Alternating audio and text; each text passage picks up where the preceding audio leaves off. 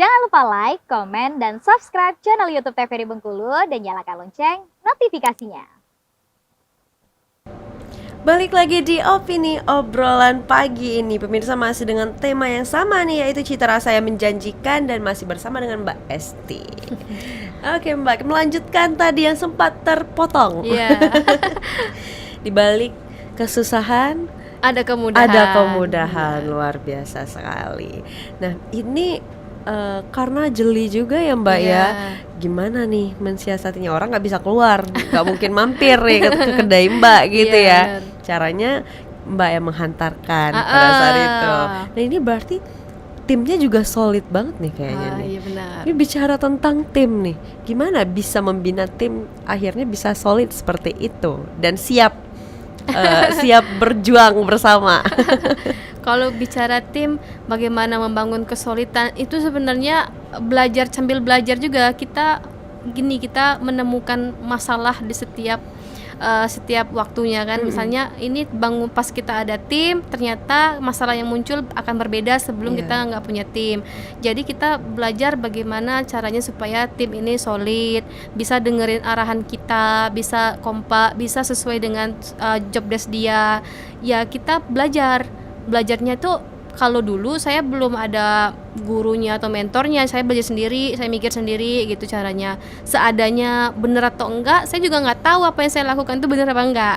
Jadi itu kadang-kadang kalau kita pembisnis, emang pertama kalau memang kita punya modal gede, otomatis kita bisa meng-hire orang-orang yang profesional untuk tim kita. Tapi kalau modal kita kecil, kayak kita UMKM ini kan otomatis kita harus belajar, mau nggak mau kita harus belajar kalau mau maju.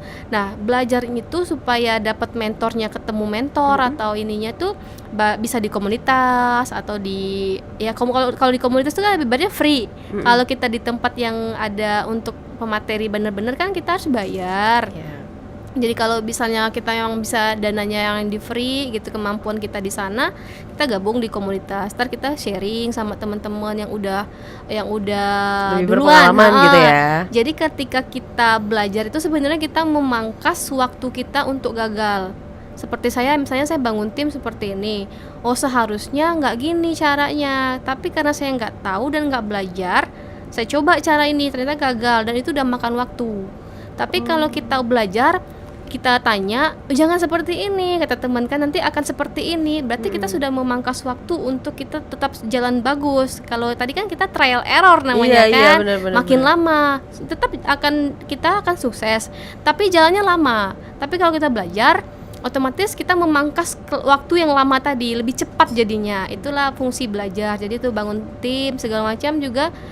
Ya seadanya dulu, saya sambil jalan sambil belajar, akhirnya temu masalah cari solusi sendiri gitu. Akhirnya sampailah saya ketemu mentor, misalnya di komunitas ketemu teman-teman, sharing segala macam. Akhirnya sampai ketemulah cara-cara yang bisa kita pakai untuk ke tim. Oke. Nah kalau bakso sendiri itu dari tahun 2019 tadi ya? Ya benar. Bertahan sampai sekarang? Bertahan sampai sekarang. Dengan tim yang masih sama juga atau sudah bertambah? Sudah bertambah, sudah berganti-ganti. Sudah bertambah, sudah berganti-ganti. Itu bagaimana Mbak? Kalau usaha bakso ini kan banyak ya? Banyak sekali di Bengkulu tuh banyak. Dan peminatnya juga banyak nih. Nah itu gimana cara Mbak agar bisa ikut bersaing dengan cara yang berbeda? Mungkin ada sesuatu yang ditonjolkan atau seperti apa sih? Ada inovasi-inovasi gitu pastinya. Kita sebenarnya pengen sih inovasi produk, tapi karena sebenarnya saya bisnis kuliner ini kan saya cuma punya basic sebagai pembisnis, tapi saya nggak punya basic sebagai koki atau bagian masak. Saya nggak ngerti. Lebih ke bagaimana memanagenya gitu ya. Lebih ke sana. Jadi otomatis untuk bisa saya membangun inovasi produk, otomatis saya harus belajar dulu. Nah, dan saya tidak punya fashion di bidang itu. Untuk masak saya lebih nggak seneng gitu kan. Akhirnya karena saya tuh nggak ngerti bagian itu dan saya kasih ke tim juga nggak bisa, dan saya juga belum bisa bayar profesional untuk bayar koki yang bisa bikin inovasi baru. Akhirnya waktu saya ke Jakarta acara komunitas kuliner Indonesia, ketemu juga sama owner bakso yang viral di Jakarta, bakso rusuk Jos kayak gitu-gitu. Mereka mereka ambil spesifik gitu di baksonya, mungkin dia lebih ke inovasi produk-produk yang bakso viral, bakso lava yang gede atau apa. Gitu-gitu ya. Saya udah coba sebenarnya yang kayak gitu-gitu, tapi saya lihat Homo di Bengkulu ini maksudnya kebiasaan masyarakat kita tuh kalau yang baru yang aneh-aneh itu cuma sebentar, nggak gitu. bertahan lama gitu ya. Jadi capek aja gitu kan. Akhirnya gimana caranya supaya bisa tetap bersaing di pasar Bengkulu ini kan. Kalau untuk bakso-bakso yang biasa saya udah kalah sama yang legend-legend ya kan. Dari situ saya sudah kalah. Mau saya masukin ke online juga sebenarnya masih bisa, cuma nggak begitu cuan banget sih jalan-jalan biasa. Saya nggak bisa kalau jalan-jalan biasa gini, kita harus ada progres yang lebih gitu. Akhirnya kita coba di catering bakso yang lebih cuan. Akhirnya buka catering bakso. Ya. Itu pertama kali coba kapan, Mbak? Kalau catering sebenarnya tuh dari awal-awal buka tuh udah ada yang order untuk partai besar gitu-gitu. Okay. Cuma kita nggak spesifikin banget, yang mau order boleh untuk acara.